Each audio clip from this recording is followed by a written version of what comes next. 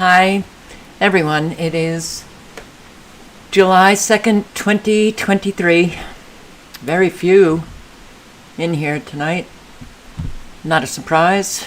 Hard to get word around that yet again another channel gets hit, so another channel made. Okay, I'm going to be saying things after I say hello to the very few. Hello, Lindy London and Judith Lynn Four and Justin Wynn, and I'm a Skeptic. And let's see, Sherry, thank you very, very much for all of your help. Geofactor 3, Sith Trish, Amber Eyes. Okay, good. Well, thank you for joining me here. Oh, Marty.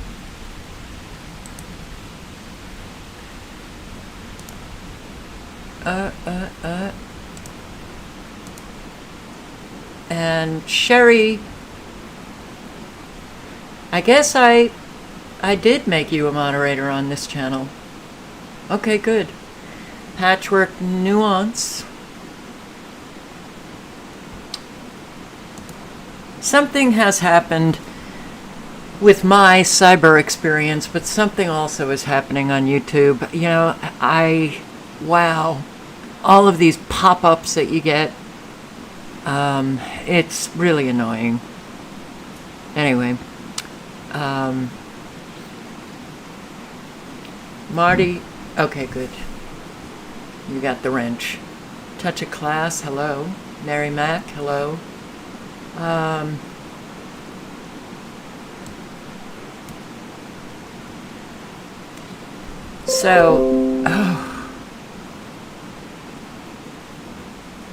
And something is happening with my computer. And do you hear the thunder? We have been having thunderstorms pretty much every day. The winds, the rain, the thunder that goes on for hours. And don't you remember thunderstorms? Well, I remember this being a New Yorker and also living in Massachusetts. August was the month for thunderstorms. Now we have them all the time. Having them here, you know, it's like day after day after day. They're freaking my cats out.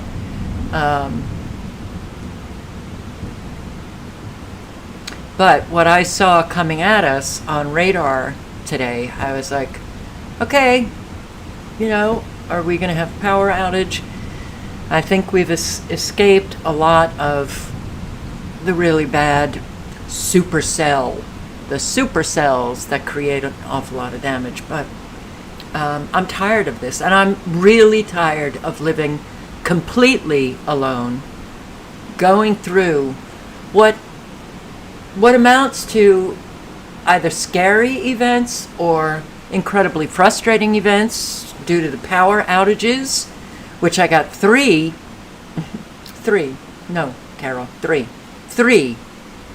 off and on yesterday, which screws up my computer. And now when I reboot, I get this weird message. It doesn't just reboot normally. I get a weird message, and the first message is something about checking media presence, and then to hit escape the PXE, whatever. But now my computer is working differently. It's not smooth if I go to a different window. You know, if I just, instead of having the full screen, you know, I minimize the screens. Now it's like it jolts. Very strange. And, all right, so Never Lose 4, which I guess Never Lose Truth 1 is my primary channel now. That it used to be a backup.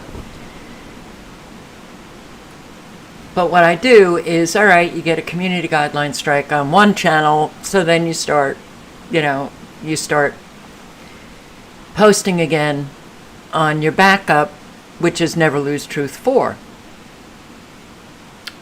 I couldn't remember the password. No, I didn't write it down.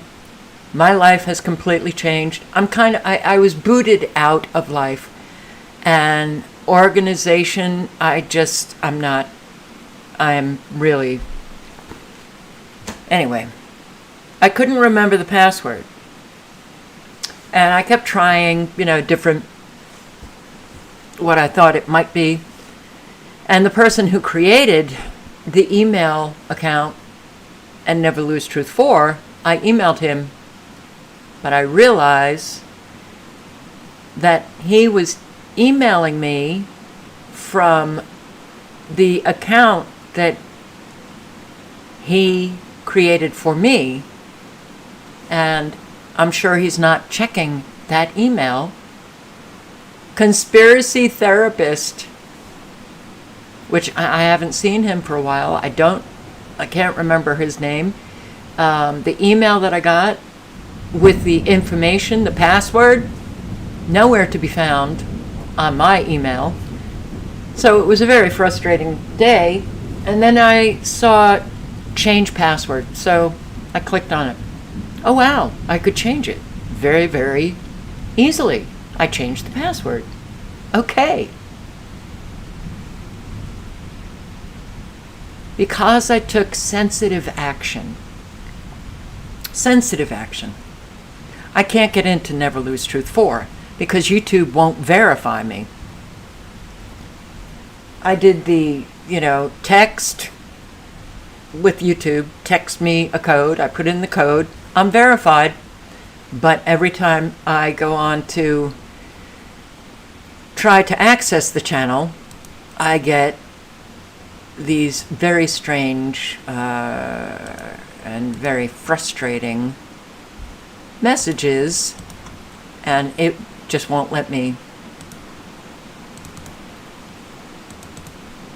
access it. I can't do anything on it because it keeps sending me the same messages.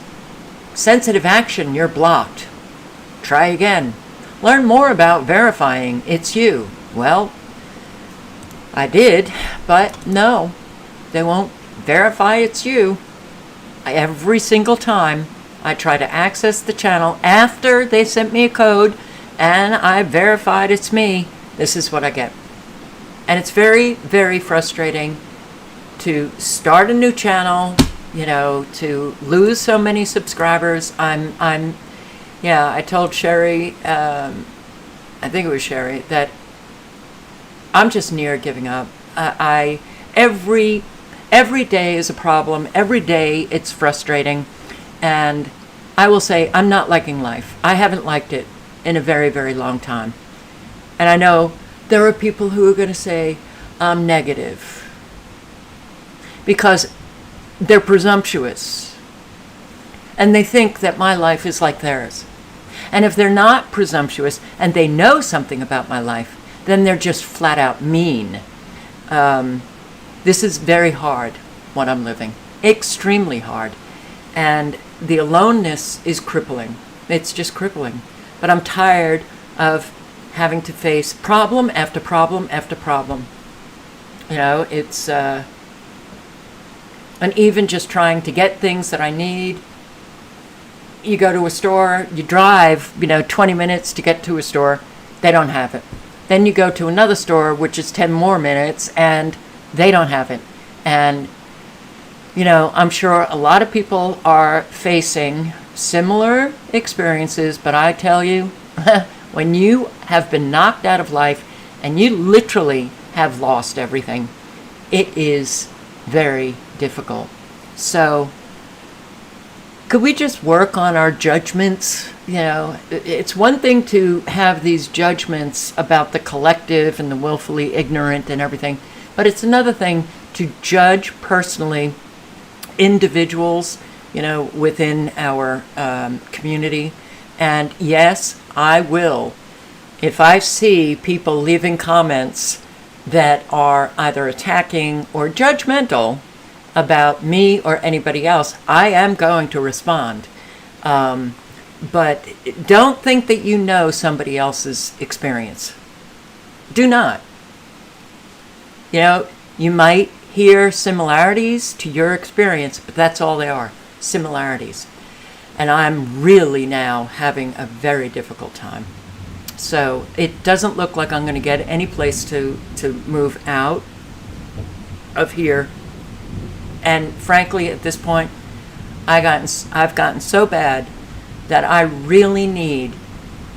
need to get back to Anderson, South Carolina, and it's not going to happen. I know it. I need to get into an apartment. I don't care. You know, what I was living in South Carolina was this 300 square foot apartment that was one of the apartments that was not renovated. And yeah, let's just say I was living very differently from how I've lived. And that was an adjustment, but that was fine because I was able to meet people. I was able to, in time, create somewhat of a life that it began to sustain me, which is very, very important. And having been shoved out of that, and then all of the other experiences, I don't know what is going on, but something must be going on. I've never experienced anything like this, never, up until really 2012 was when everything started to go way downhill. But, I imagine myself being back in Anderson, South Carolina, and I know within a week, I will be lifted up. I will be much better.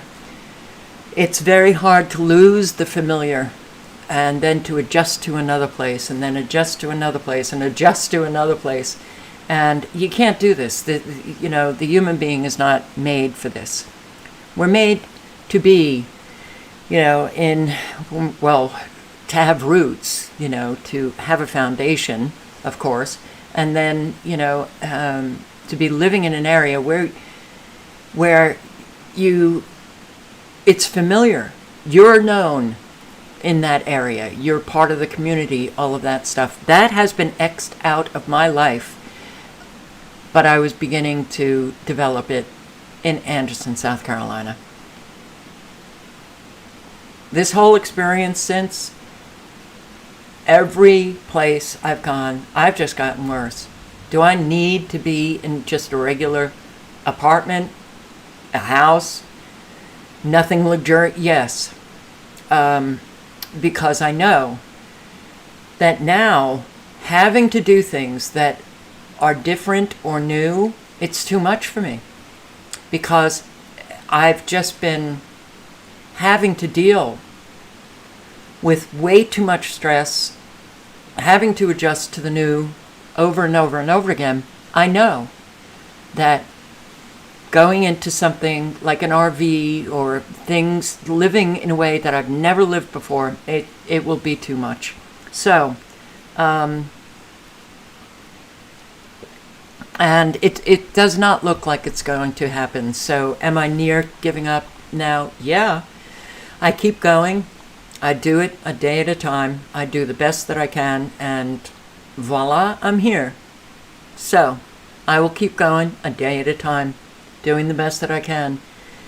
This weather is really pissing me off now, and I want to show you some captures that I took, and it's so obvious that it was the nanobot activation and then bringing them together, and, you get to live this nightmare.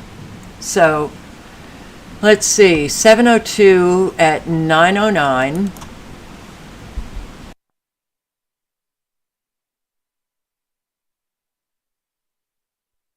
I'm sorry. The amount of frequency blasts on the coast, right on, and you're not seeing it this day today, but the frequencies have been off the charts, which I'll show you either later or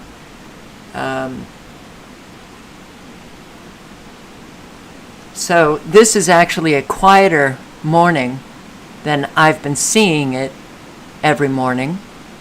But I do check out radar, I check out the satellite, I check out the alerts and all of this. It didn't seem that we were going to be getting any significant weather here. Radar, satellite, check out the alerts. It doesn't matter. If they want to bring it on, they will bring it on. And in fact, Pennsylvania had 2 tornadoes, 2. And the alert captures that I've taken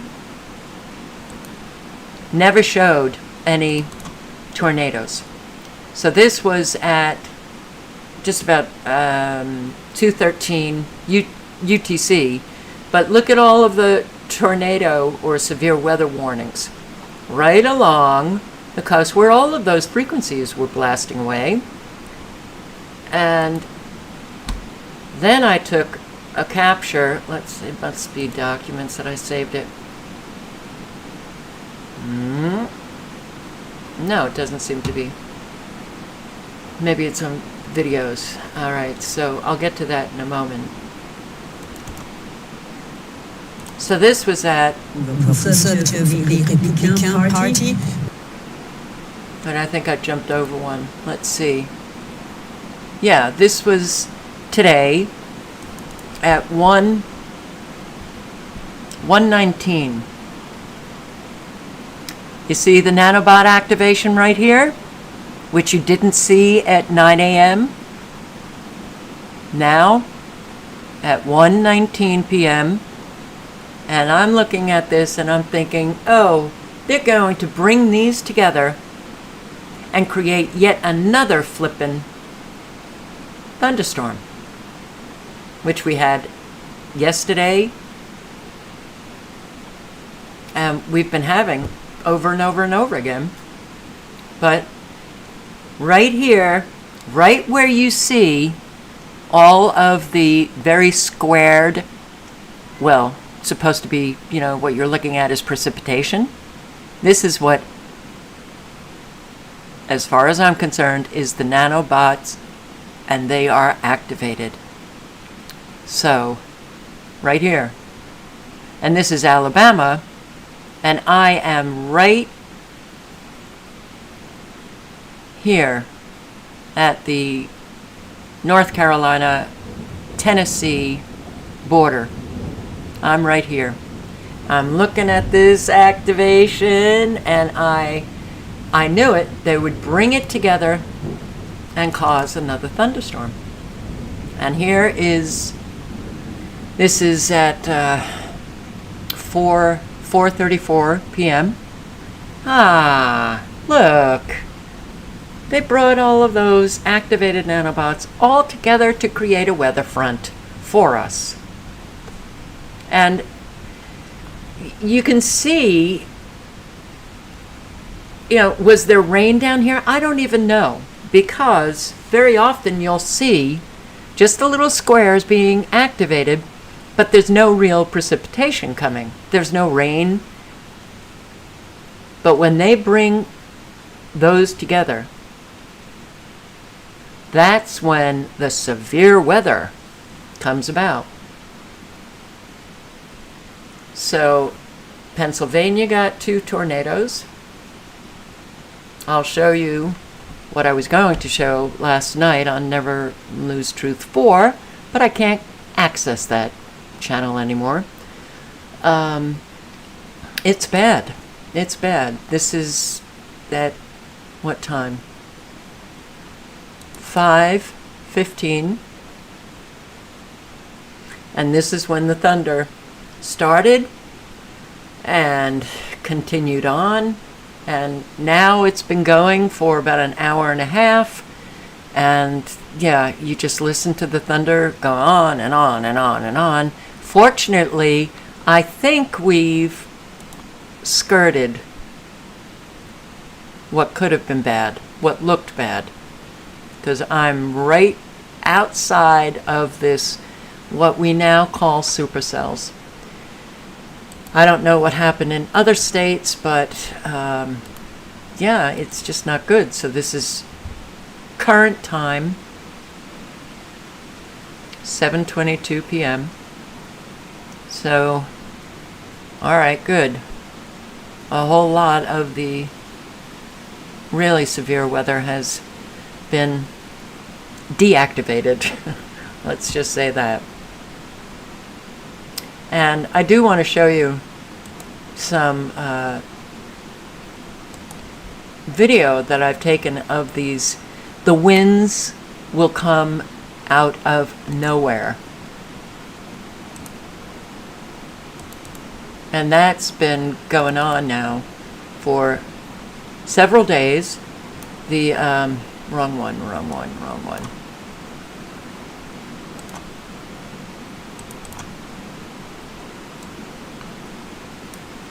All right, so this was yesterday as I was trying to get on to Never Lose Truth 4.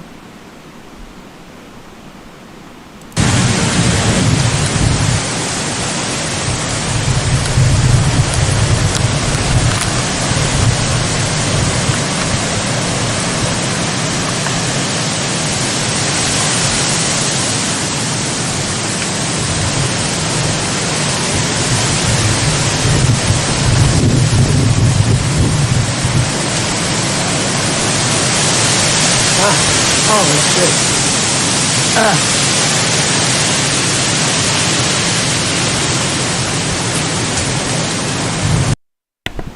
And I said that because it was like a whole lot of dirt was flying into my eyes.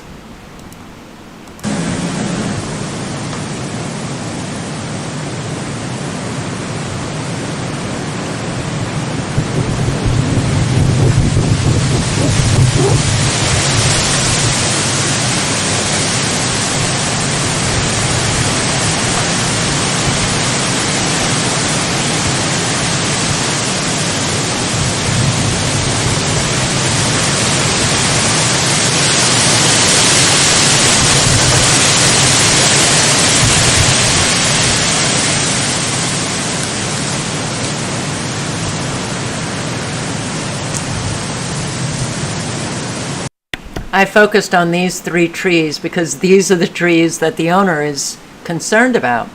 But I've been telling him that the trees that are a little bit further away from the cabin, you know, I'll see them swaying, and a lot of it will, you know, they're actually swaying down closer, you know, to the roots. But those 3 trees seem to be stable. And these are the closest. These are the ones that he's concerned about. And they don't seem to move much. Of course, at the top they do.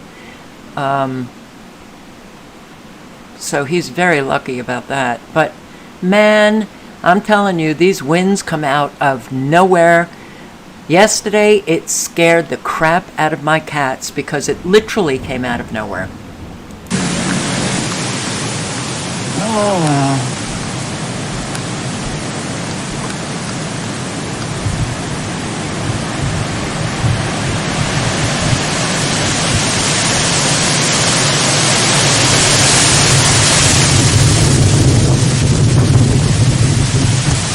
Oh.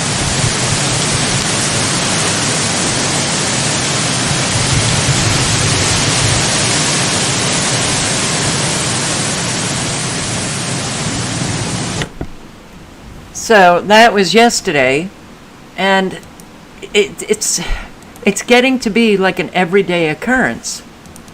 This is today.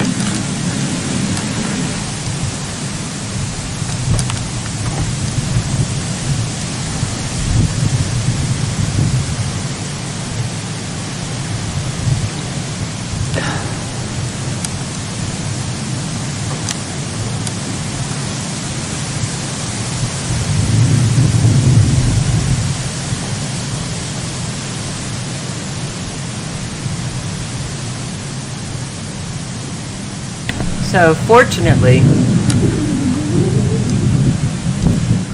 the winds were not so great today, and we did not have a torrential downpour today. We really were spared.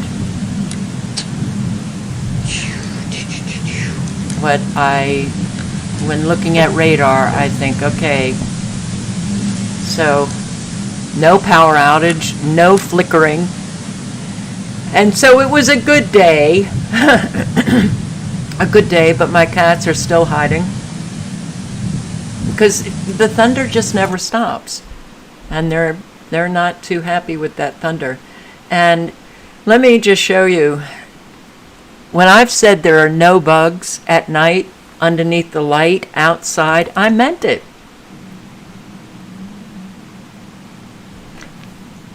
So this was a couple of nights ago. There should be bugs flying around that. Yeah, I see one. One, and it's like a baby bug.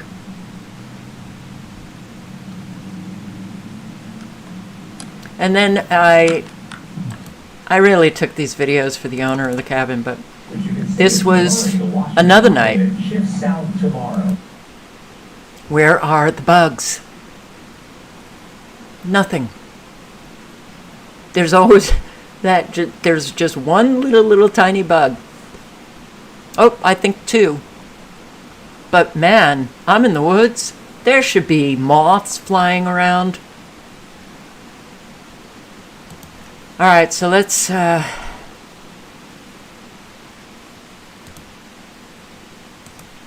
get to weather. How has the weather been? Not so great. I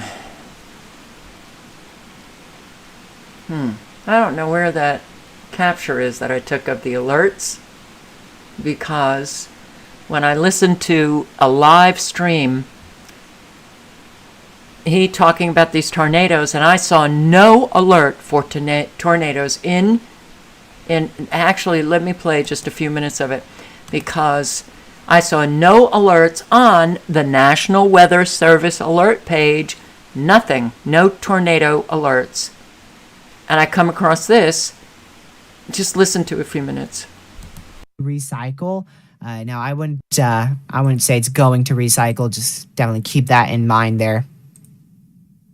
Especially downstream here.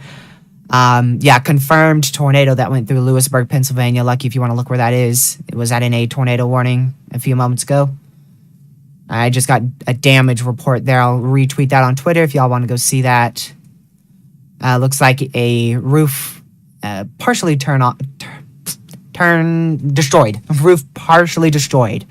And it looks like that's more of a barn there, so I hope no one was injured there in Pennsylvania.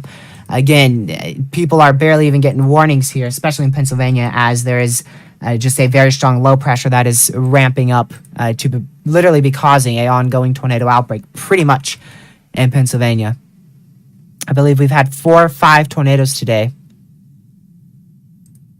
Thankfully, the reports are, we actually just got another confirmed report. So at least 2 tornadoes today in Pennsylvania, but I would say there's more of 4 tornadoes today, maybe 5. So definitely keep an eye on Pennsylvania. Lucky, are you watching Pennsylvania for us?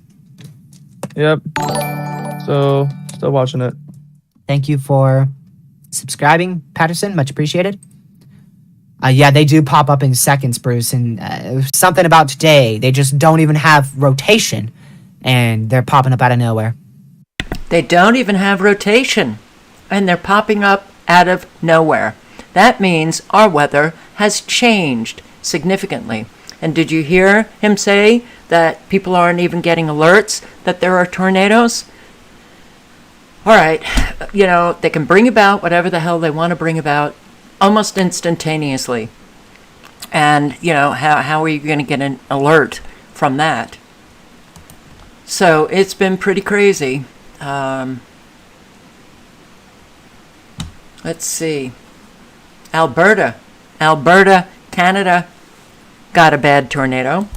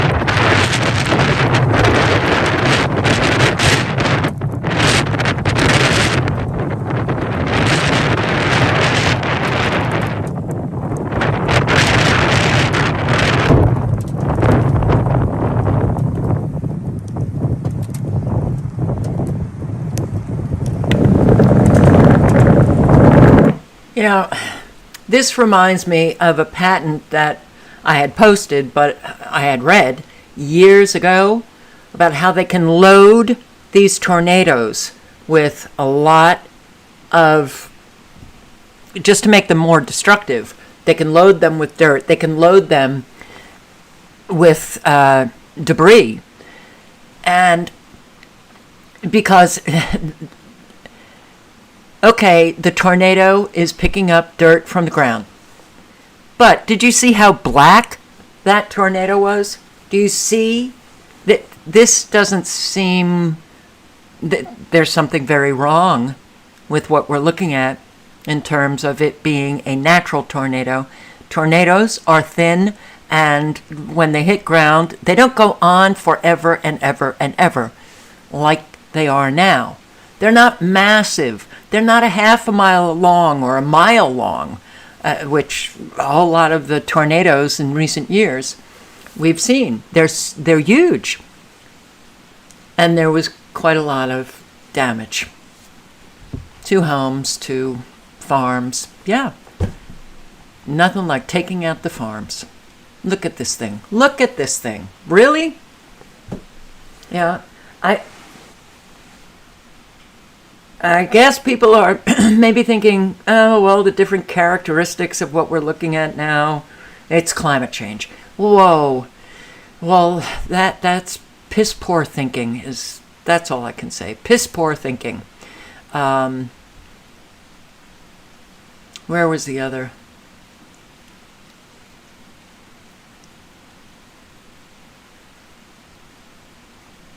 Video. Tornadoes hit Alberta. A day they won't soon forget in central Alberta. A twister touched down north of Calgary, damaging some homes in the area. Take a look at that menacing sky that produced a large tornado, an estimated 2 kilometers wide.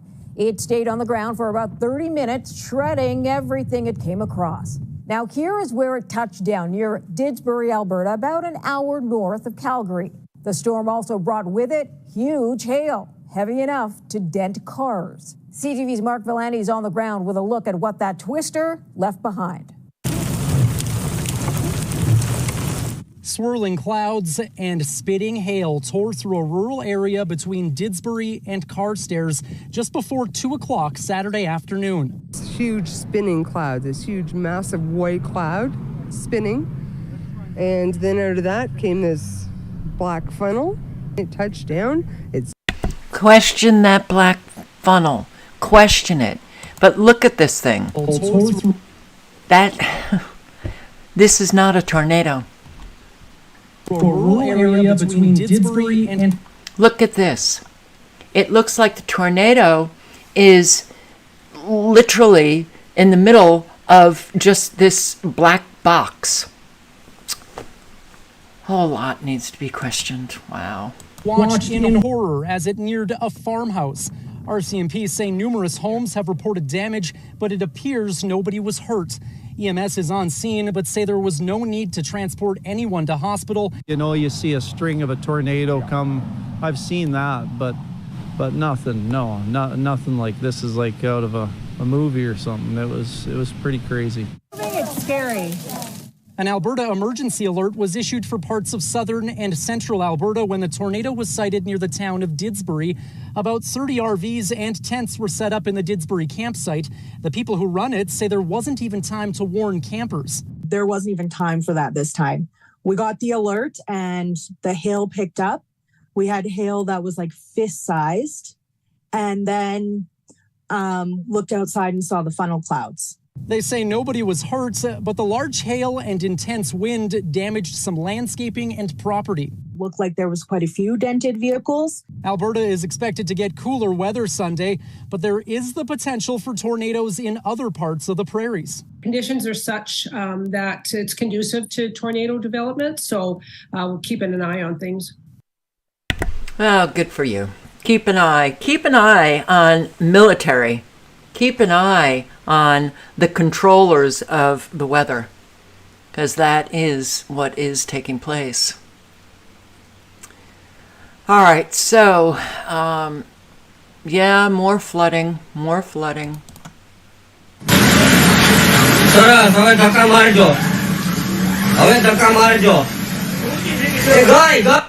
Japan.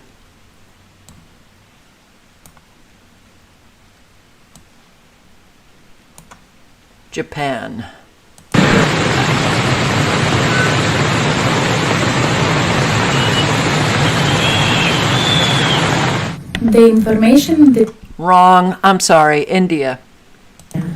this year the monsoon turns out to be a disaster.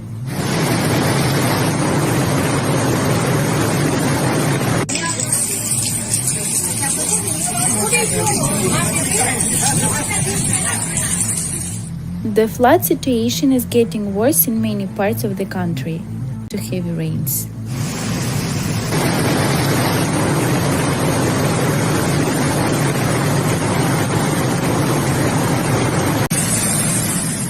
The meteorological department stated that the southwest monsoon is now at an advanced stage and is active in the country.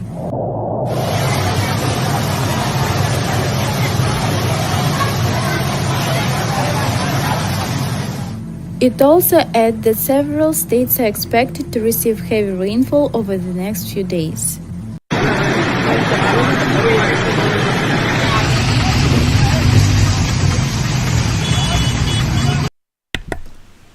Wow, a lot of people seem to take all of it in stride, huh? Well,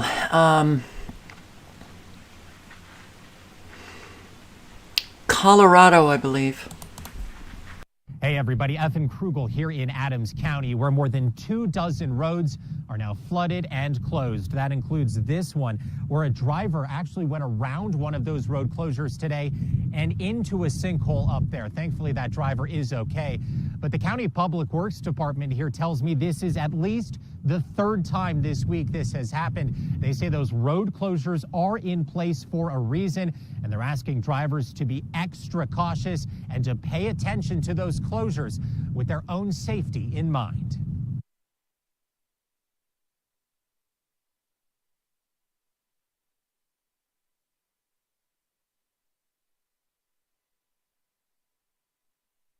Sorry, my cats are no longer hiding and they're hungry. So, Ellenburg, I think, New York, right, today. This is an NBC5 first warning weather alert.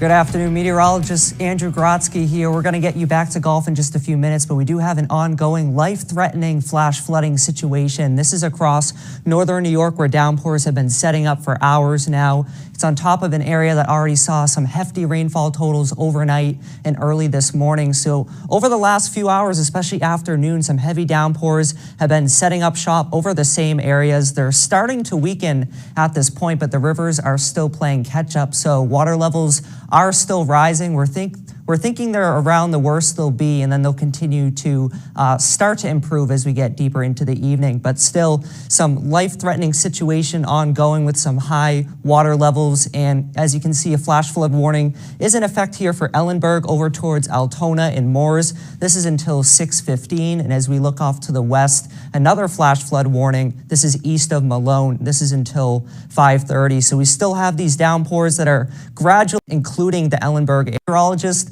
Matt DiLoretto, he's right now in Ellenburg Center at the intersection of Route 11 and Route 190. So Matt, what's the latest with what you're seeing? Well, Andrew, the situation here has certainly gotten worse since we gave you the last update. Route 190 toward Malone, as Star Road is actually closed right now because of how high the water is. The Great Chazy River, the northern branch here, has continued to rise. Look at this home here, that the water level is coming up to about halfway up the garage there. I just watched this family evacuate about 20 minutes ago or so. Very sad situation unfolding. Now, normally the river is contained to behind those trees right there, but you could see all of the backyard space there has flooded and is still being overrun with several feet of water. We'll continue to pan over, and you can see the Northern Adirondack Comfort Motel here just completely submerged in the water as well. The basements are flooding around here, and even we're seeing that the water is starting to come over Route 11 right now. You can see that some of the water is starting to run over the road here, and even on the other side of the road, opposite of the river, you can see we're starting to see flooding overtake the lawns there. So the water is continuing to rise. It has risen several feet in the past hour. That's why it is called flash flooding. I can attest that this certainly was not the situation when I got here about an hour ago. So we're going to continue to monitor. We're going to continue to monitor the damage. I swear, mainstream media is just collecting all of the data they need in terms of how much damage are they actually creating.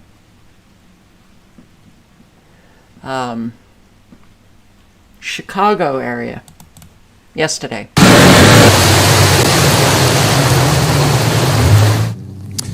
Drivers going nowhere fast after flash floods overwhelmed the streets here in Schiller Park. We spotted several drivers get stuck on Irving Park Road this afternoon. One woman even abandoned her car and waded through the knee-deep water to get help. Now Well, that was a short report. Oh my God, oh my God, oh my God.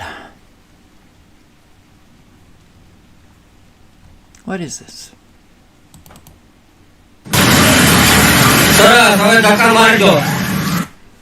Sorry, that was India. But this flooding in Mexico was pretty intense.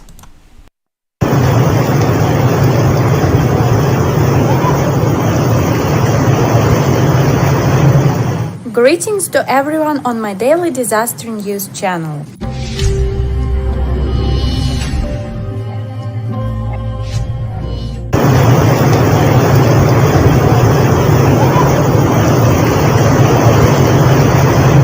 The information in the video shows an incident in Tuxtla, Mexico. Torrential rain that hit the city of Tuxtla in the state of Chiapas led to dozens of flooded houses as well as 25 stuck cars.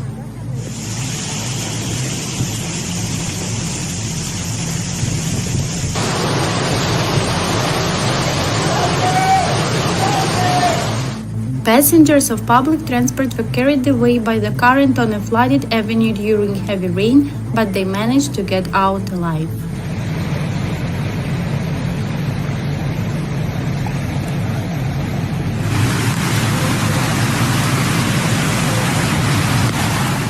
This week, heavy rains in the region will not stop.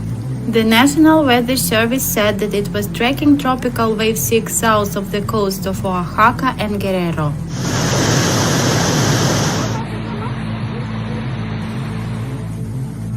Don't forget to subscribe to the channel to keep abreast of the most important changes on the planet. And boy, do we have an awful lot of changes on the planet. Let's see, how about aggressive? This is the title of the video. Aggressive cow terrorizes students in Pennsylvania.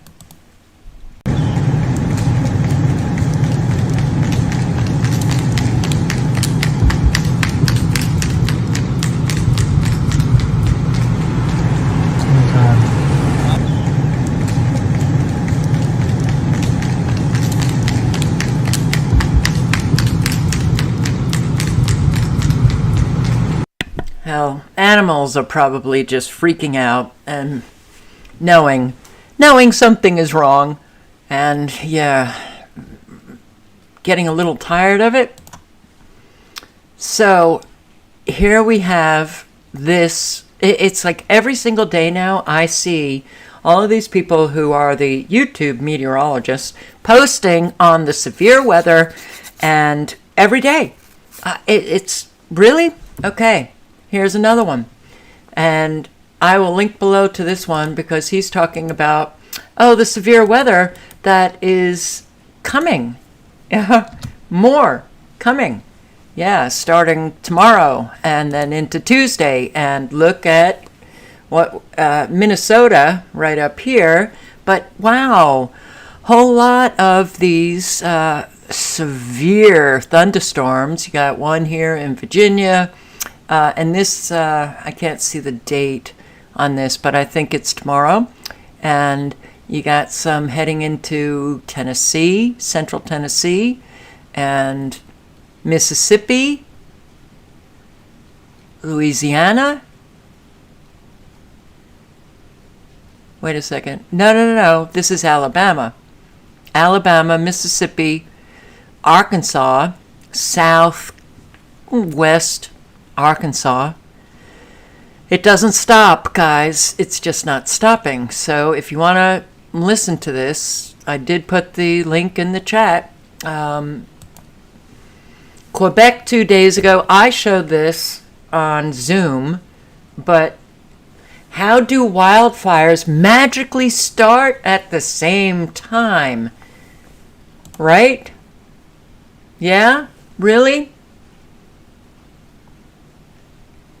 And I was showing, yeah, the nanobots, that's all of the little blips of cloud that you see. Yeah, they just magically start at the same time. Very interesting.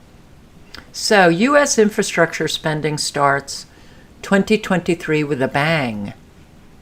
With a bang.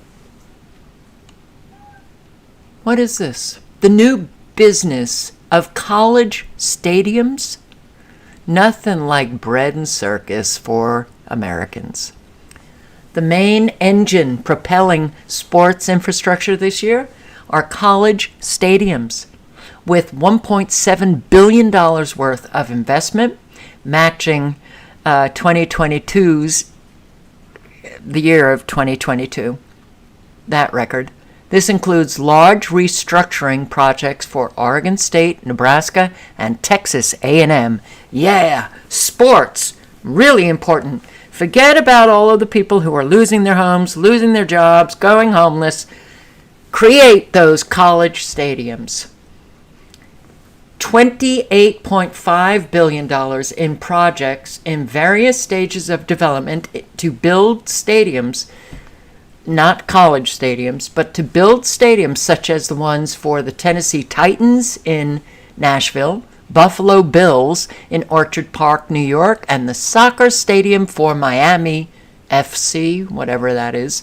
Restyling of large sports arenas goes hand in hand with the construction of new roads all over the country, especially in Florida, where the sustainable mobility infrastructure sector is particularly active given the huge increase in residents over the last decade. So if you want to read more, I will post the link in the chat. But as I was reading that, I was thinking of C40. C40. What's C40? C40 cities. As I've said, we've got mayors all over the country implementing the Paris Agreement. They were during the Trump years. So no, he didn't get us out of the Paris Agreement. And I will link below to this as well. If you want to check it out, you can check out, let me see if I can find who is the designated, who we are. Leadership.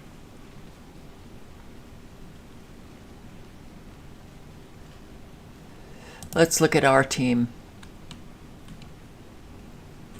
China, UK, Colombia, South Africa, Canada, Italy, they're all in on it.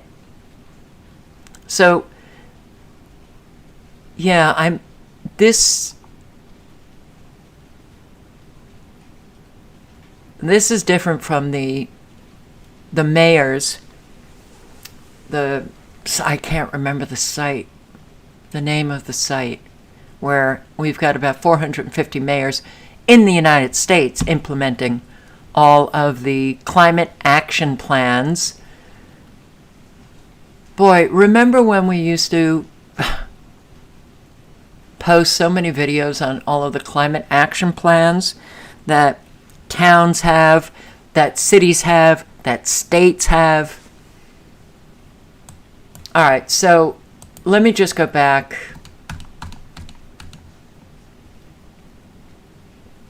I should have pulled this up already. Sadiq Khan, Mayor of London. He's the new chair. He's the new chair. Yeah, this is redesigning the world for the New World Order. Okay, so, did I do energy and buildings? Energy and buildings. What did they have planned? The need for buildings and infrastructure will only intensify by 2025, and we will need to build 1 billion new homes. Really? Some examples of high-impact measures in this sector include implementing and enforcing building energy regulations and mandatory performance standards for existing buildings, including measures to reduce embodied emissions in buildings with benchmarking of whole life cycle emissions, incentivizing or implementing citywide actions towards grid decarbonization. And they're working on it. They're diligent. They're working hard. Food. Signatories, Barcelona, Copenhagen, Guadalajara, Lima, London, Los Angeles, Milan, Montreal, New York City, Oslo, Paris, Quezon City, Seoul, Stockholm, Tokyo, Toronto. The food consumption. We throw so much food away, and we do. But it's all about, well, that diet that they want to impose upon us, which less meat, and more synthetic foods. Transportation, high-impact actions in this sector include making transit, walking, and cycling the preferred option for more trips, implementing restrictions on high-polluting vehicles in a significant part of the city, signaling the end of petrol and diesel-powered cars and trucks by promoting the use of zero-emissions alternatives. This is what they're working on every single day. Will it have an impact on us? Oh, it will. And I didn't mean to take that off the window, so let me put it back on the window. And this is Tim Truth's video that he posted today. Oh, wrong. I didn't mean to move that. I meant to move this.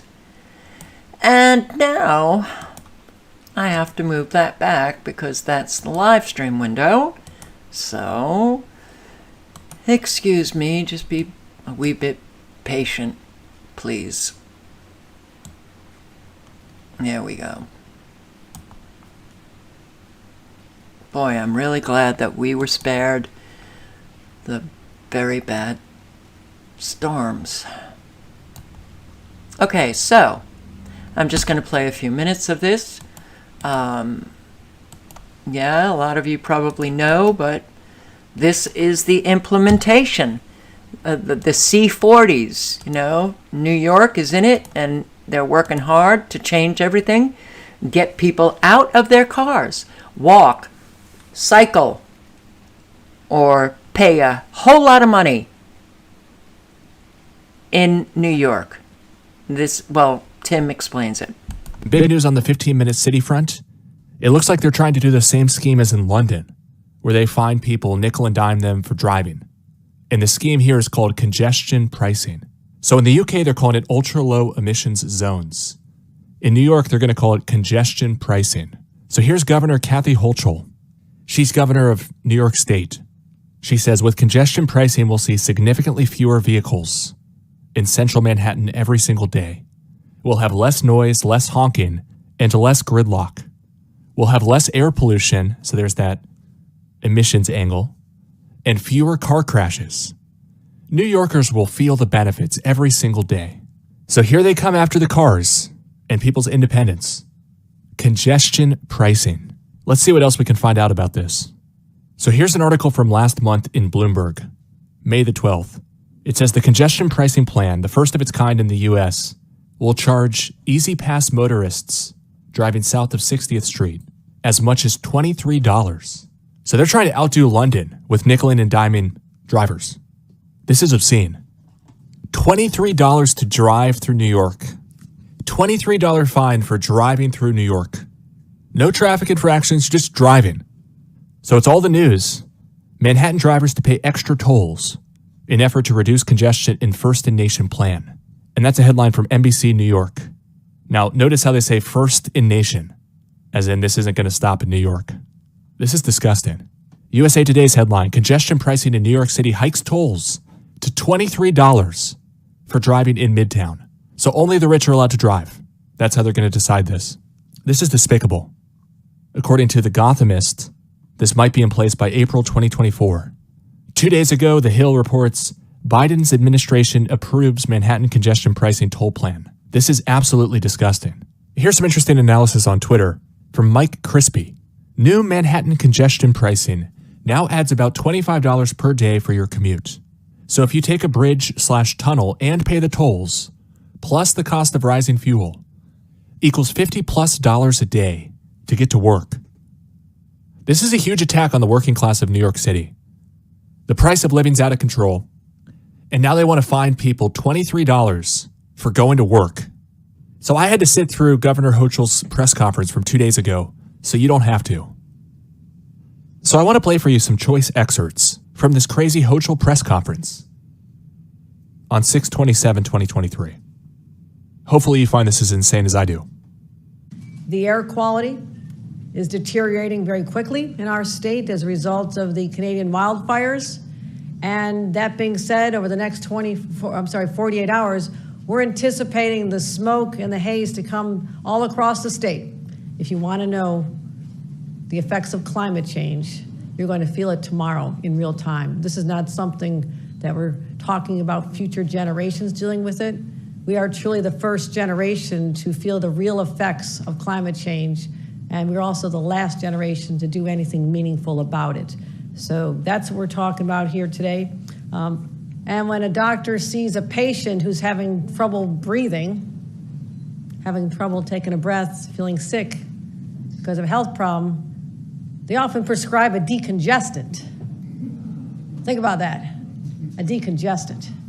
Open up spaces in the body, helping people get well, helping people get well and live a healthier life. That's exactly what we're doing here in the city of New York. We're prescribing a decongestant.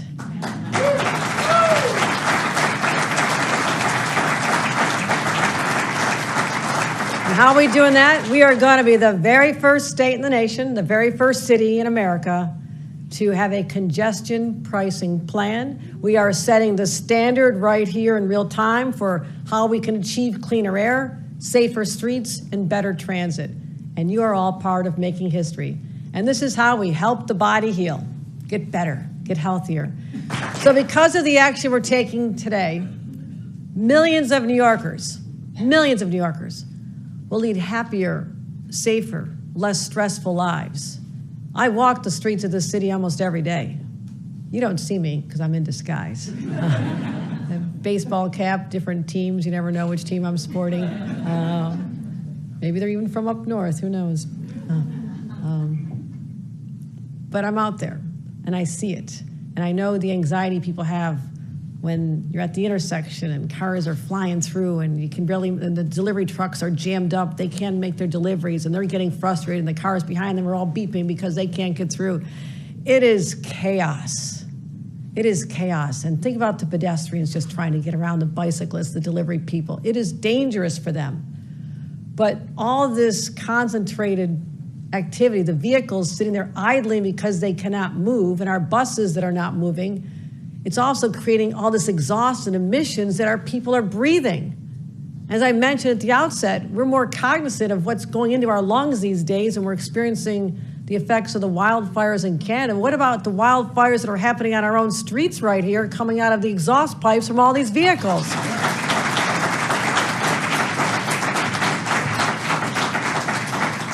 700,000 vehicles enter the central business district every single day of the week. That's almost impossible to comprehend. And so buses, like I said, can't move. They're trying to do the right thing. People on buses, you're trying to make sure they're doing what's maybe more affordable for them, which is important. We have to keep those buses moving. These people have to get to their jobs too. It doesn't help to have our buses immobilized. The health consequences, our kids getting asthma. It's not okay that kids, no fault. Now, I can't listen to this anymore because she disgusts me. She's lying. She's lying. But when you consider how many New Yorkers have moved out of New York City, and they were moving because of all of the rules and the regulations and the pandemic, there are less people in New York than there were a couple of years ago. And there are just less Americans. Yeah, don't believe them when they say we have 330 million? No, I don't even think we have 300 million. A whole lot are dying very quickly. So, yeah, and it's always climate change, and it's always climate change. But if you listen to other experts, they're saying we can't attribute those fires to climate change. You know, you can't just, oh, we've got a tornado, it's climate change. Oh, we've got flooding, it's climate change. That's not the way the science works. But that's what they do, because they know Americans do not have the IQ to even think about what they're hearing. They don't question what they hear, so they can say anything. And boy, $23 for going below 60th Street. So yes, getting into Manhattan, and a whole lot of people come from New Jersey or Long Island, and they have to pay the tolls on the bridges, and they're very costly. And now they have to pay an additional $23 just to go from 60th Street to 59th and below. Every time they go below. So let's say somebody works below 60th Street. You're coming in from New Jersey, you work below 60th Street, you drive in to work, you got to pay the $23. But if you have a meeting, you know, on the Upper West Side sometime in the afternoon, but you've got to go back to your office, that's another $23. You'd like to think that New Yorkers were smart enough and savvy enough to shut all of this down, but they're clearly not. So I did put the link into that video. I'll do it again. You know, they are, all of the stress and pressure is going to be on people who can't afford it. The rich won't even care. All right, I want to read this very important article. A state of martial law. America is a military dictatorship disguised as a democracy. I've been saying for a long time, you are not living in the United States that you think you are. It's gone. It's gone. We are now a tyranny, a military dictatorship. It's really unfortunate that a whole lot of people do not know. So delusional, I guess they're going to be celebrating July 4th, celebrating their freedom. What's the freedom? That you can go to some park and watch the fireworks? What's the freedom? That you can still go to the supermarket and you have a choice of peanut butters and bread? What's your freedom? When so many people are losing jobs and they have no opportunities. Opportunities have literally just been gutted. In fact, I came across a video yesterday that might be open still because I didn't scratch any of what I had open for the live last night. But he was talking about opportunities. They're gone. You know, middle class being decimated, opportunities for employment gone. You know, if you're not living in a country where the press is free to actually report the truth, and that's gone, you're not in a free country. Okay. What country can preserve its liberties if their rulers are not warned from time to time that their people preserve the spirit of resistance? Thomas Jefferson. America's founders did not want a military government ruled by force. Rather, they opted for a republic bound by the rule of law, the U.S. Constitution. Yet sometime over the course of the past 240 plus years, that constitutional republic has been transformed into a military dictatorship disguised as a democracy.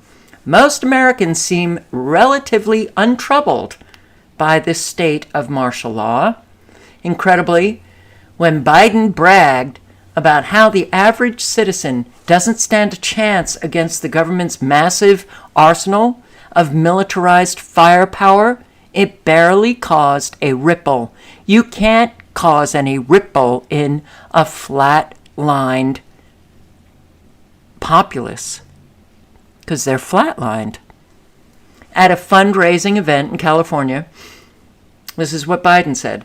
I love these guys who say the Second Amendment is, the tree of liberty is watered with the blood of patriots. Well, if you want to do that, you want to work against the government, you need an F-16. You need something else than just an AR-15. The message being sent to the citizenry is clear. There is no place in our nation today for the kind of revolution our forefathers mounted against a tyrannical government. For that matter, the government has declared an all-out war on any resistance whatsoever by the citizenry to its mandates, power grabs, and abuses. By this standard, had the Declaration of Independence been written today, it would have rendered its signers extremists or terrorists, resulting in them being placed on a government watch list, targeted for surveillance of their activities and correspondence, and potentially arrested, held indefinitely, stripped of their rights, and labeled enemy combatants. This is no longer the stuff of speculation and warning. It's happening.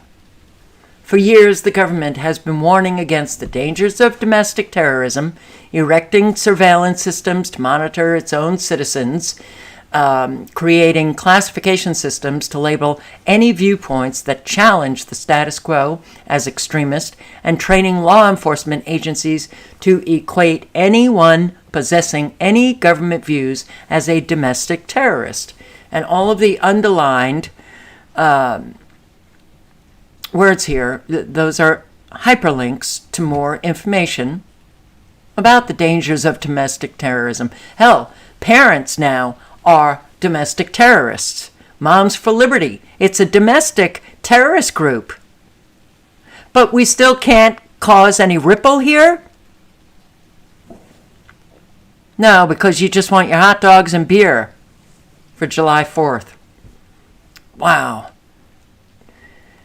In 2008, Army War College report, which you can get to, revealed that widespread civil violence inside the United States would force the defense establishment to reorient priorities in extremists to defend basic domestic order and human security. 44-page report goes on to warn that potential causes for such civil unrest could include another terrorist attack, unforeseen economic collapse, loss of functioning political and legal order, purposeful domestic resistance or insurgency, pervasive public health emergencies, and catastrophic natural and human disasters. So, within that list, we're trapped. Subsequent reports by the Department of Homeland Security to identify, monitor, and label right-wing and left-wing activists as military veterans, as extremists, terrorists, have manifested into full-fledged pre-crime surveillance programs. And they're activated. They're operational. It's happening. Almost a decade later, after locking down the nation and spending billions to fight terrorism, the Department of Homeland Security concluded that the greater threat is not ISIS, but domestic right-wing extremism. Rounding out this profit-driven campaign to turn American citizens into enemy combatants and America into a battlefield is a technology sector that is concluding that the government to create a big brother that is all-knowing, all-seeing, and inescapable. It's not just the drones, fusion centers, license plate readers, Stingray devices, and the NSA that you have to worry about. You're also being tracked by the black boxes in your cars, in your cell phone, smart devices in your home, grocery loyalty cards, social media accounts, credit cards, streaming services, Netflix, Amazon, and ebook reader accounts. The events of recent years have all been part of a master plan to shut us up and preemptively shut us down by making peaceful revolution impossible and violent revolution inevitable, but it'll be so chaotic that we will not win a violent revolution. The powers that be want an excuse to lock down the nation and throw the switch to all-out martial law. John Lennon once warned, when it gets down to having to use violence, then you're playing the system's game. The establishment will irritate you, pull your beard, flick your face to make you fight. Because once they've got you violent, then they know how to handle you. But we don't have any option. There's no options. The opportunity for this was decades ago. The opportunity was definitely a decade ago. We're done. And that really upsets me. Already discontent is growing. According to the USA Today's Suffolk University poll, 7 out of 10 Americans believe that American democracy is imperiled. It's gone. Americans are worried about the state of their country, afraid of an increasingly violent and oppressive federal government, and tired of being treated like suspects and criminals. What we'll see more of before long is a growing dissatisfaction with the government and its heavy-handed tactics by people who are tired of being used and abused and are ready to say enough is enough. Well, guess what? That should have come. Certainly after 9/11, everything that has been taking place in our country has just been moving forward on a tyrannical track. Obama years, he gutted our due process rights. You try to tell Americans that, that's when I was with my social network of Democrats. They didn't care about the truth. They didn't want to hear it. It was rah-rah their leader. Well, the same is true for the red side. Rah-rah their leader. Trump is saying everything I want to hear. Well, are you taking watch of what he's doing? Because that's what's important, not what he says, what he does. No. So we still have many Americans who are clearly not ready to say enough is enough. Those who are comfortable will remain comfortable until they're not. And guess what? Then it's way too late. And then you'll see, you get ignored. Once you fall off that cliff, nobody wants to hear from you. And you'll see all of the comfortable going on, living their life, but you've been knocked out. That's what happens. So our backs are against the proverbial wall. Yeah. We've been losing our freedom so incrementally for so long, sold to us in the name of national security and global peace, maintained by way of martial law disguised as law and order, and enforced by a standing army of militarized police and a political elite determined to maintain their powers at all costs. That it's hard to pinpoint exactly when it all started going downhill, but we've been on that fast-moving downward trajectory for some time now, and I will say that it started way before 9/11/2001, but wow, we got on the fast track right after 9/11. And every year, just going faster and faster. When the government views itself as superior to the citizenry, when it no longer operates for the benefit of the people, when the people are no longer able to peacefully reform their government, when government officials cease to act like public servants, when elected officials no longer represent the will of the people, when the government routinely violates the rights of the people and perpetuates more violence against the citizenry than the criminal class, when government spending is unaccountable and unaccounted for, when the judiciary act as courts of order rather than justice, and when the government is no longer bound by the laws of the Constitution, then you no longer have a government of the people, by the people, and for the people, but rah-rah July 4th. Brace yourselves. There is something being concocted in the dens of power far beyond the public eye, and it doesn't bode well for the future of this country. Anytime you have an entire nation so mesmerized by political theater and public spectacle that they are oblivious to all else, you'd better beware. Anytime you have a government that operates in the shadows, speaking in a language of force and rules by fiat, you'd better beware. And anytime you have a government so far removed from its people as to ensure that they are never seen, heard, or heeded by those elected to represent them, you'd better beware. The architects of the police state have us exactly where they want us, under their stamping boot, gasping for breath, desperate for freedom, grappling for some semblance of a future that does not resemble the totalitarian prison being erected around us. Yeah. This is exactly where we are. And,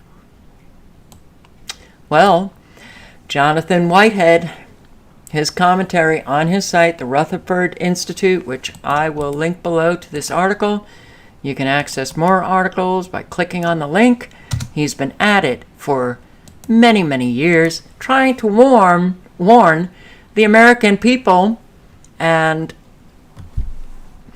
it was actually reading this article, having read so many of his articles, and having read them into videos, I have to say, this is the first time that I'm hearing him say, they got us where they want us.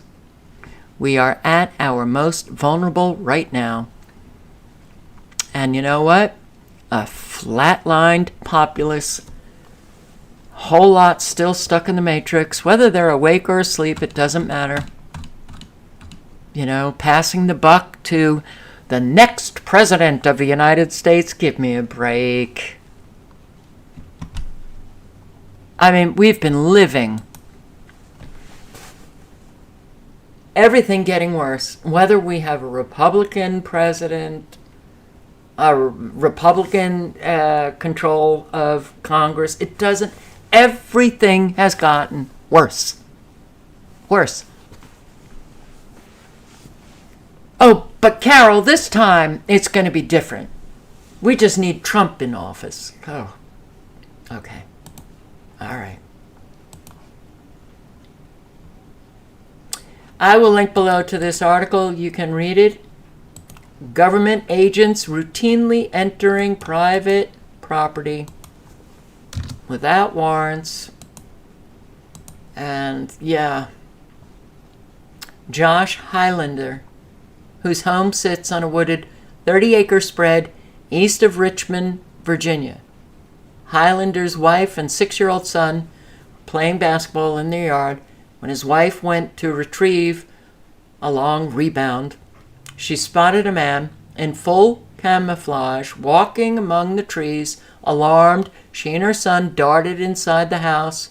Highlander went outside. He couldn't locate the man, but did discover that a game camera he'd placed in his food plot was gone. When he called police, he learned the man on his property was an agent of Virginia's Department of Wildlife Resources, one of 3 who crossed another piece of private land to enter his property. Worse, the same trio had taken his camera, holding no warrant for the action either.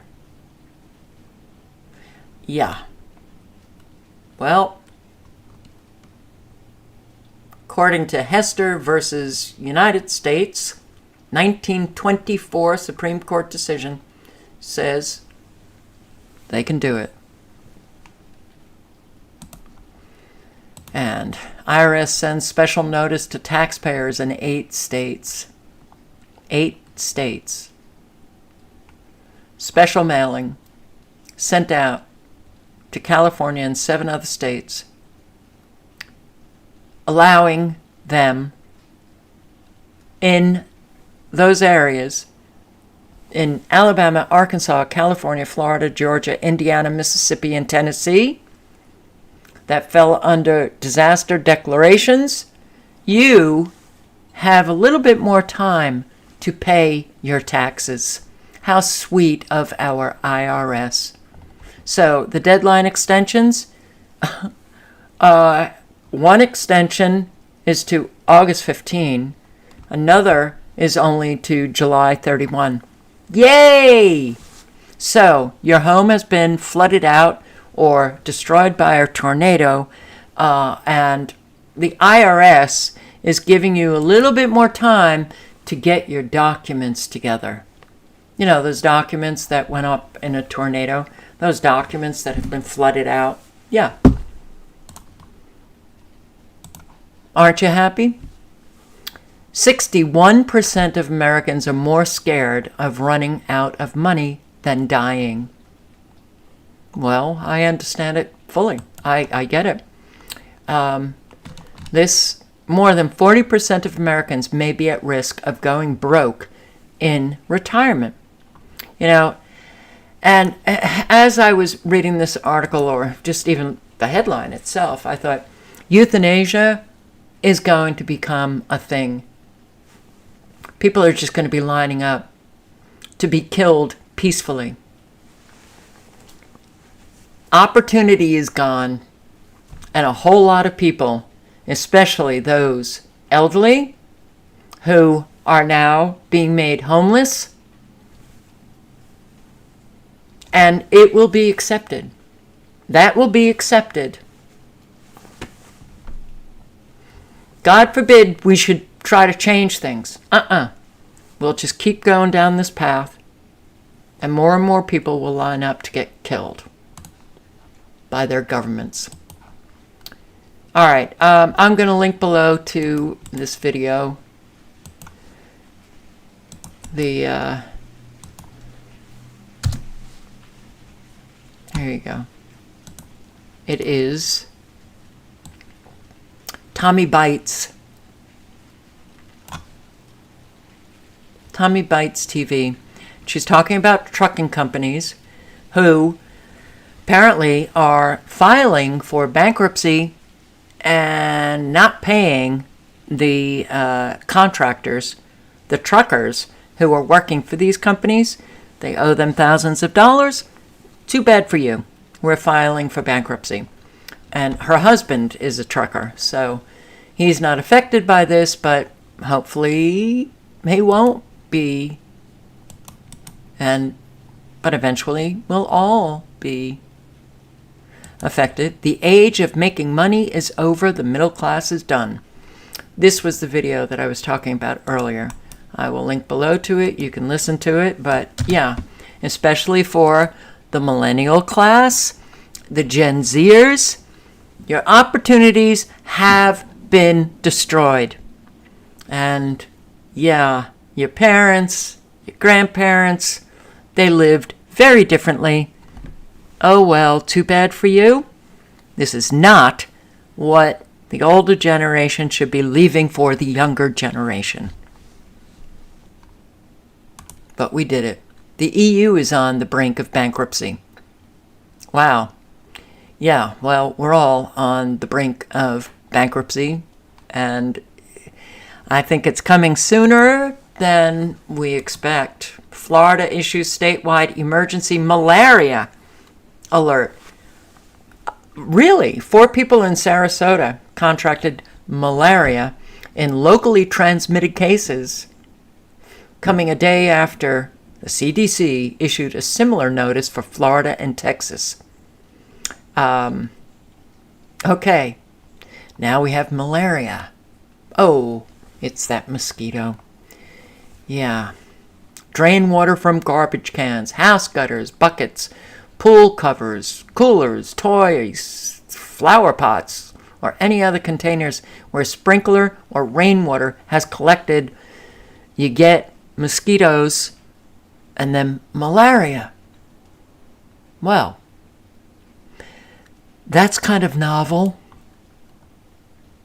And yeah, I'm going to link below to Redacted's video. This was a couple of days ago, but yeah, it's coming. It is coming. Where am I? Get ready, my friends, for harsher, more stringent lockdowns during the next pandemic. Don't take my word for it. Take the word of the World Health Organization. And former UK Health Secretary Matt Hancock, who warned yesterday during testimony that we need to lock down harder next time. We need to lock down harder, his words, when the next severe virus hits us, because that severe next virus is coming. Remember, Bill Gates told us that the next one would be more severe. It's already in the works. Oh, it's coming. So, of course, it's coming, and they will lock us down harder than ever before, because that, according to these health ministers, was the great mistake, that we didn't lock down hard enough. We were too lenient on people. Yesterday, this pinhead, Matt Hancock, testified before the UK's COVID inquiry to figure out what went wrong and what went right. And newsflash, nothing went right. In fact, it was the worst possible outcome, and Matt Hancock, the health minister at the time, has blood all over his hands. So here's how the Telegraph lays out the sort of web of people involved in there. There's Matt Hancock right in the center of your screen, the who's who of the folks involved in the lockdowns that screwed millions of people out of their jobs and health and future income. And I mean, any other thing you can think of? I mean, mental health disorders increase. I mean, all manner of now unpredicted deaths. You recall, Matt Hancock is the one who had his his messages leaked from the woman who was writing a book with him. That showed that a lot of the policies they made during the COVID pandemic, they made the policies first and then sort of reached back and said, where's the science for this? What can we promote it with? How do we use this to scare people to implement these rules, showing that they were not doing this based on any kind of science at all, but only as a power grab. No, in fact, when asked to recall this bit, when asked to speak for this, James Bethel, the former health minister, said, yeah, we didn't know what we were doing. Just be grateful we didn't kill your pets. Yeah. This is the same Matt Hancock we're talking about. Yeah, and this is the same guy who, those same text messages, of course, admitted that they wanted to use intimidation tactics. Yes. How can we scare people more, is basically what he said. How can we scare people into this? What can we do to really terrify people? Because that's what you want from your health ministers. So he was the central figure in pushing this draconian lockdowns, the most draconian lockdowns imaginable. but it's going to get worse when they will launch more severe lockdowns. When Boris Johnson made this announcement, Matt Hancock was the man behind this announcement. It's very ominous to watch this now. It's like a minute and a half. Watch him announcing the lockdowns for the very first time. Good evening. The coronavirus is the biggest threat this country has faced for decades, and this country is not alone. All over the world, we're seeing the devastating impact of this invisible killer. And so tonight, I want to update you on the latest steps we're taking to fight the disease and what you can do to help. And I want to begin by reminding you why the UK has been taking the approach that we have.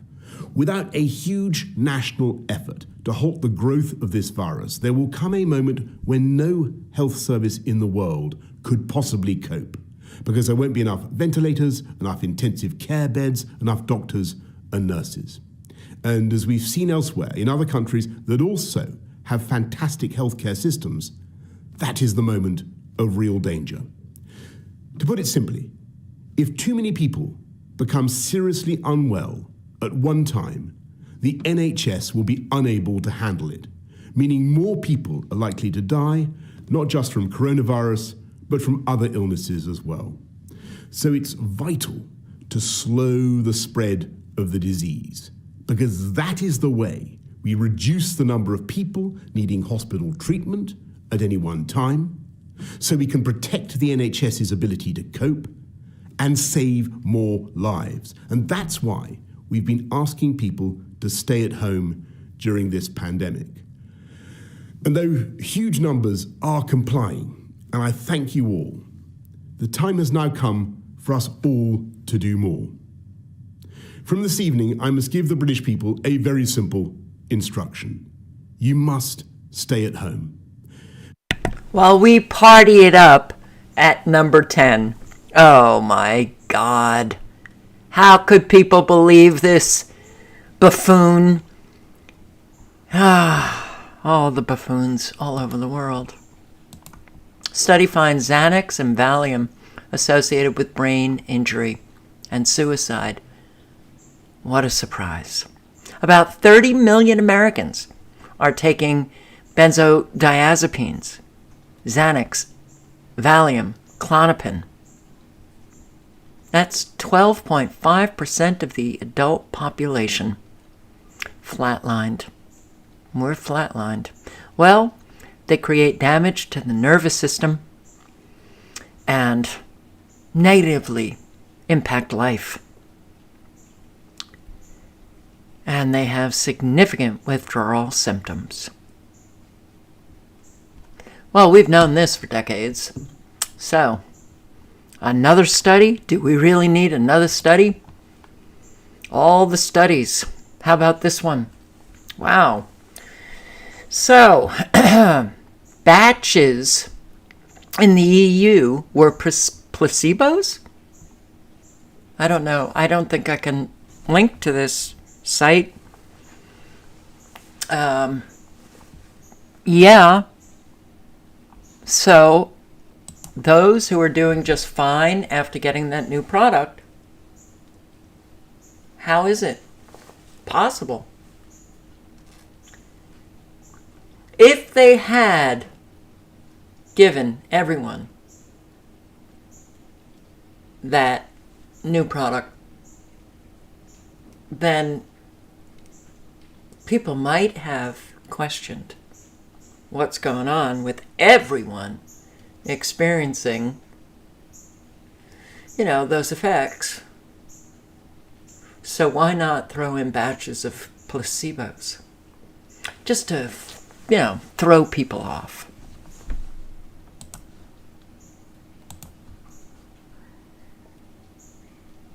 Just in, bodybuilder, fitness influencer, Joe Linder, aka Joe Aesthetics, dead at 30 years of age.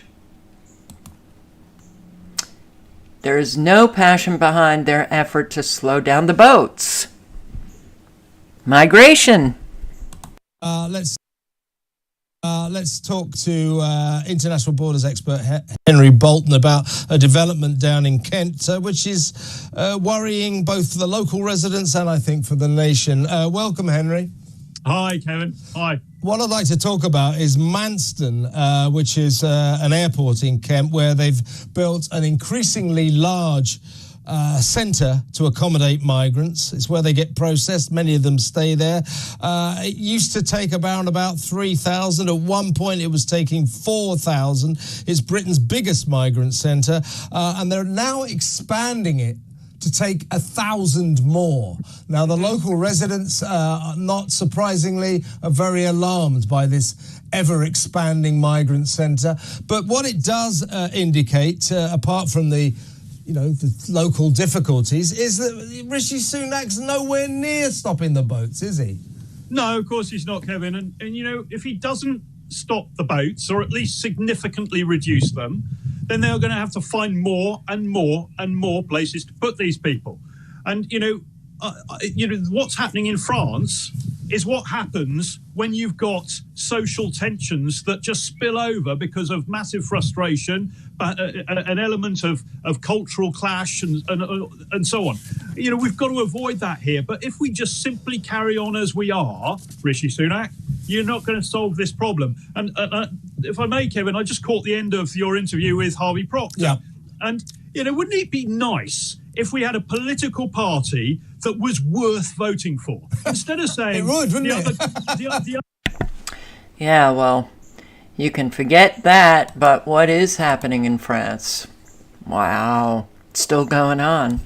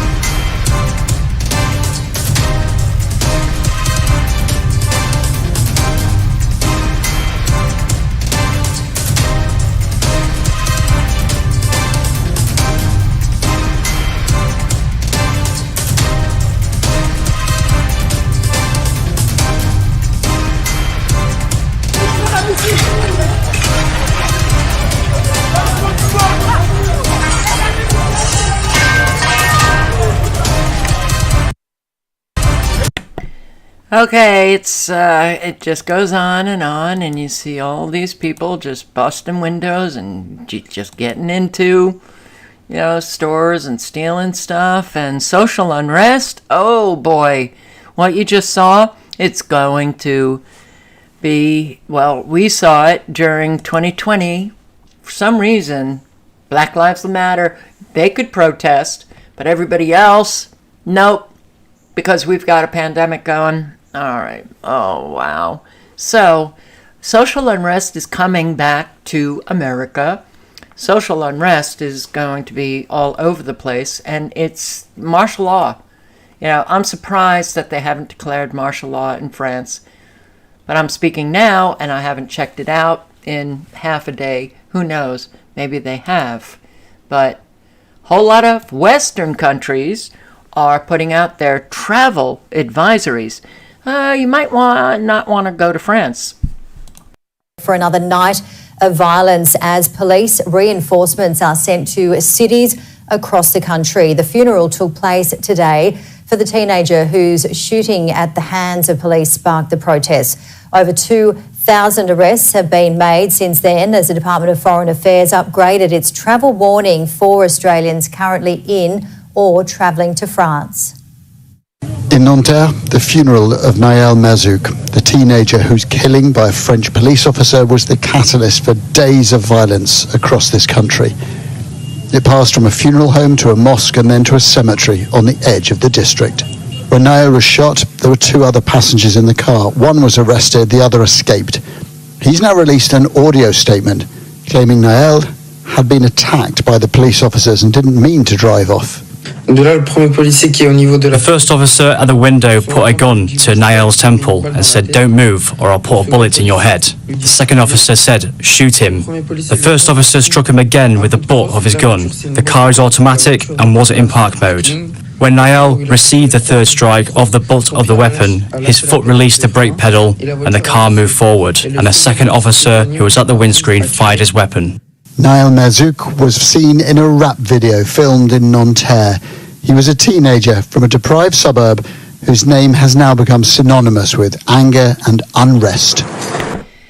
And who knows what the truth is, but the unrest is, well, the damage is, well, yeah, the chaos.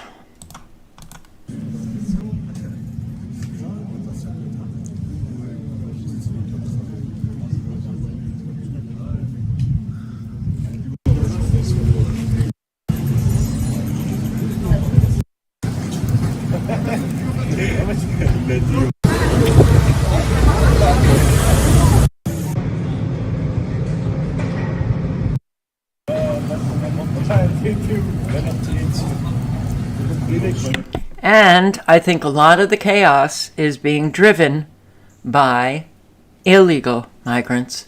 A whole lot of French, a whole lot of Brits, a whole lot of Irish, Welsh, Scots, Americans, Canadians are getting very concerned about the amount of illegal migrants coming into their countries for good reason.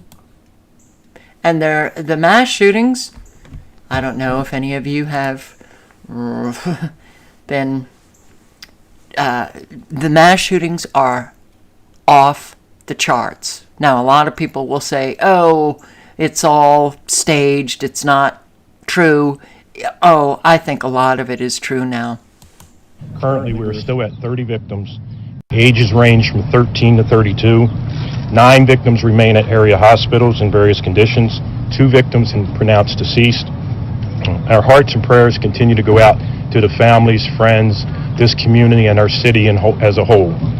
Our officers continue to scour the very large crime scene. We have assistance from our federal, state, and local partners. We've been on the phone with them all day. They've been providing resources, anything that they could get us to help. I ask if anyone with information, please call 911 or Metro Crime Stoppers at 866-7-LOCK-UP. At this time, I'll turn it over to Mayor Scott. Thank you, Mr. Commissioner. I want to thank BPD. I want to thank Monty, all of our city agencies, our Senate President, our Councilwoman, our Council President, our federal and state partners who have been here with us. I want to reiterate what I said this morning, that this was a reckless, cowardly act of violence that has taken 2 lives and altered many, many more. And as I said earlier, we will find those who are responsible, and we will not stop until we do so. Again, this tragic incident is another glaring, unfortunate example of the deep issues of violence in Baltimore and Maryland and this country, and particularly gun violence and the access to illegal guns. Illegal guns. Illegal guns. Okay, Marty says the news is reporting France has turned off the internet in some areas. Okay, I forgot to mention, when you listen to people being interviewed about what's happening in France, a whole lot of them are talking about social media. It's social media that is blowing up all of these riots. Of course, social media. They want to monitor. They want everybody to have a government ID to get on social media. And it's going to be a real crackdown on anybody who says anything. You're going to be put on a watch list. It is social media. Well, it's just so,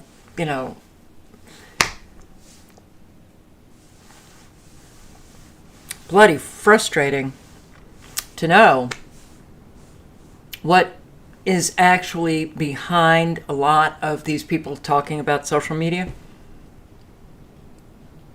Well, behind all of these agendas. And to just not get through to anybody, to unite or do anything to stop it. It's a slow motion train wreck. Well, I think the slow motion, they've picked up speed. That's for sure. Picked up speed. Now, I posted again, everything is a rich man's trick. And I watched it again, and even if you've seen it, you might want to watch it again, because it really does put an awful lot of what we're living into a perspective that we all need to have. But let me play just, 7 or 8 minutes of this. His time as president, George W. Bush connived with Tony Blair to introduce a deliberate policy of allowing unbalanced and aggressive Muslims to flood into Western countries. They did this in the hope that they would commit atrocities in their adopted countries. And they were actually delighted when the Washington, D.C. sniper and the Fort Hood shootings made headlines, because they knew such events would make it easier for the public to swallow the idea that 9/11 was simply more typical Islamic terrorism. The truth is that Islam is simply being used like a pawn on a chessboard in a game the fat cats have been playing since World War I. 70 years ago, they gave us what they called their Hitler Project. 50 years ago, it was the JFK Assassination Project. Today, we're having to suffer the War on Terror project. And when this current lunacy is over, they'll have another excuse ready to create yet another phony war and yet another patsy.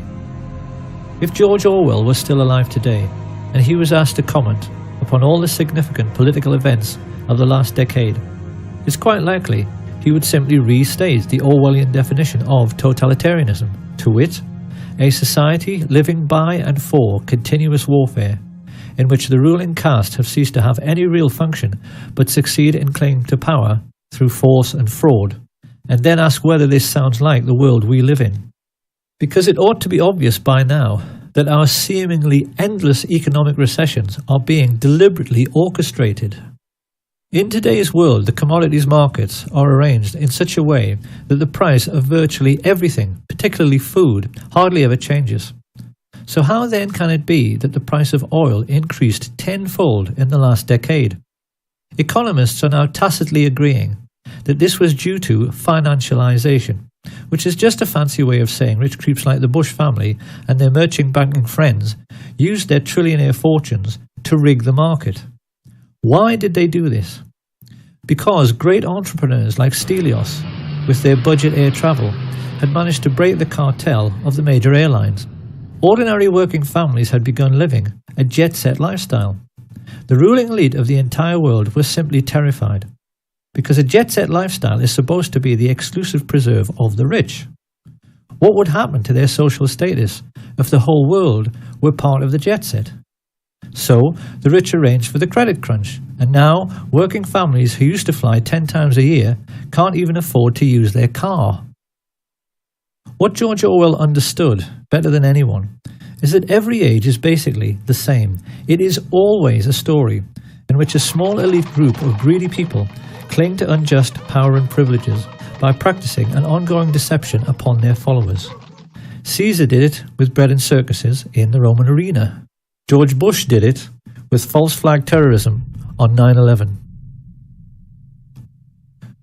British newspapers have told their readers that the Queen of England is only the 10th richest person in the UK with a fortune of $3 billion.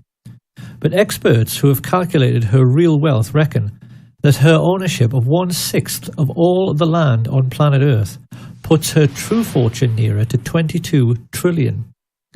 And they also estimate the true wealth of the Queen's merchant bankers, the Rothschilds, the people who started all of this greed by lending money to the Harrimans and the Morgans, to be at least 100 trillion. So finally, we have to ask, what is to be done about all this? For in the case of America, it is obvious that in order to honor the memory of President Kennedy, Americans are now duty-bound to finish his work by finally ending the worldwide tyranny of the CIA. The time has come for ordinary Americans to ask their strong men in uniform just exactly what and who they think they are defending. And they better not take too long about it. Having established Islam in the West in order to provide us with an enemy, the elite have recently started on the second phase of their master plan, which is to wipe out anyone who is sick or disabled. In Britain, this has been manifest in the Atos scandal, which has stopped all welfare payments to people with terminal illnesses and allowed invalids who in some cases have no limbs to starve to death. The extermination of anyone considered feeble-minded or infirm was exactly how the Nazi regime began. And now they've started doing it again. What most amazes me in all of this is the naivety of the good people in the truth movement, who go on and on and on saying they want an independent inquiry. The Bush family and their rich friends are not going to investigate themselves. And there isn't any authority on earth above that of the ruling class, so it's never going to happen. These people have got the police and the judges and the justice system completely under their control. The Queen of England cannot be prosecuted for anything, not even genocide, in a Crown Court, because the Crown Courts are hers. She owns British justice. The only way to change our corrupt system is through revolution. Everyone has to sign up to the Revolution Now website. And then the people have to march on Washington, just as they did for CIA agent Barack Obama's inauguration. Only this time, they need to kick him and every other crooked politician out and take power genuinely for the people's sake. And that's not going to happen. So obviously that video, Everything's a Rich Man's Trick, was 15 years ago, I think. Okay, well, we sure have let an awful lot develop, and unfortunately couldn't get it together to do anything. I will link below to this video I also posted on Odyssey today. What's the name? It's July 4th time for Delusional Americans. Listen and learn. All wars are bankers' wars. Gives an awful lot of very good history that we all need to know. And I will link below to this video as well. So we're in deep, deep, deep, deep, deep trouble.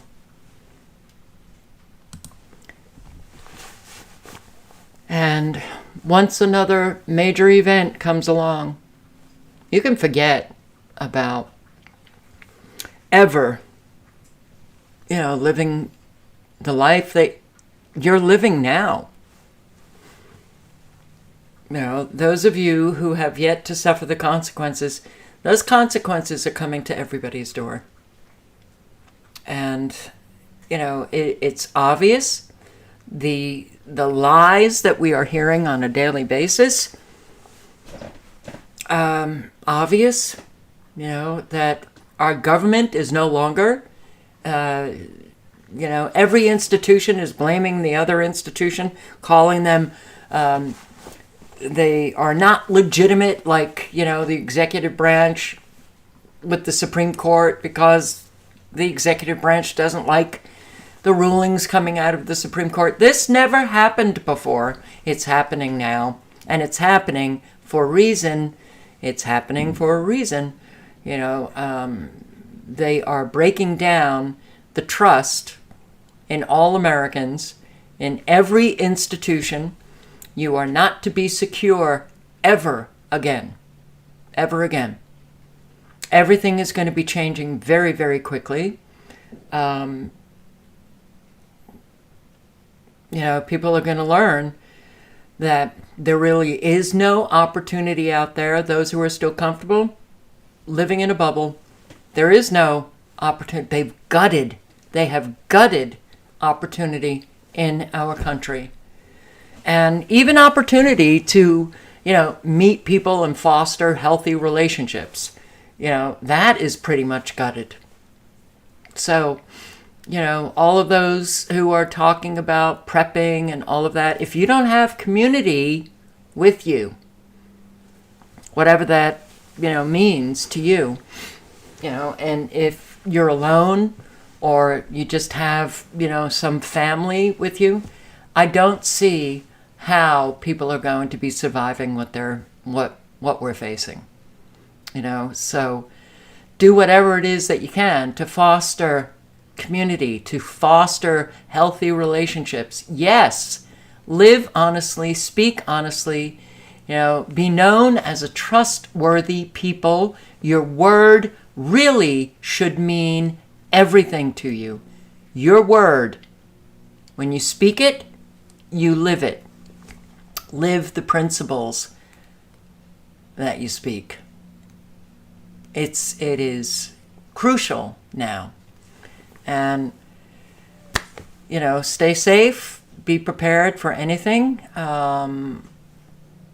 Always, keep that awareness in the forefront of your mind, because the amount of shootings that are taking place, the road rage that's taking place, everything that's taking place, we're already seeing all of that increase. And when we know about the craziness that's coming, think to yourself about the craziness that's here. And then just extrapolate that out. And I wish that I could say something differently. I wish that I could say, oh, things aren't that bad. No, things are really bad. So be the change you want to see. And be very careful out there. So on that note, thank you so much, all of you who showed up on Never Lose Truth 5. And thank you, Sherry, for creating the email account. That was another weird thing that I didn't even know that Sherry had created a Never Lose Truth 5 Gmail. Or maybe I knew it and forgot, but she reminded me. But she hadn't set up any channel on YouTube. So I clicked on the Never Lose Truth 5 email. Then I went to YouTube and I was on Never Lose Truth 5 channel. I didn't set up, neither did Sherry. It just appeared. So I'm wondering if Google has this new feature where if you create a Gmail account, they automatically have channels ready for you. Weird things are happening. I don't like it because it's very disruptive to my already injured brain. But yeah, just be safe. Help those in your community. And that's also, it's kind of preemptive action that you can take to be known in your community of being a force of good, being a good, decent person. When things get really, really hard for an awful lot of people within your community, and they're thinking about robbing somebody or they're thinking about attacking somebody because, well, they have to live, they might think twice about doing something to someone that they know is a good member of the community. And they can only know that by your actions. That's it. All right. On that note, I say good night and good luck. Hope to see you tomorrow. Can't get on Never Lose Truth 1 for another 6 or 5 days. I don't know. Ciao, guys.